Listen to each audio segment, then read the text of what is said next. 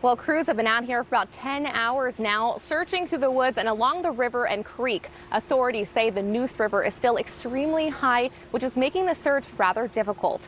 2 helicopters have also taken turns circling up ahead to try and spot the missing children. Good Samaritans have also taken it upon themselves to help in the search, and we spoke with a man who has been out here since 11 this morning. I have kids and grandkids, and I just felt like I couldn't get it off my mind. 2 little kids maybe lost wandering in the woods, or the worst case scenario, and I just had to come do my part, because that's how I would want somebody to do, for me.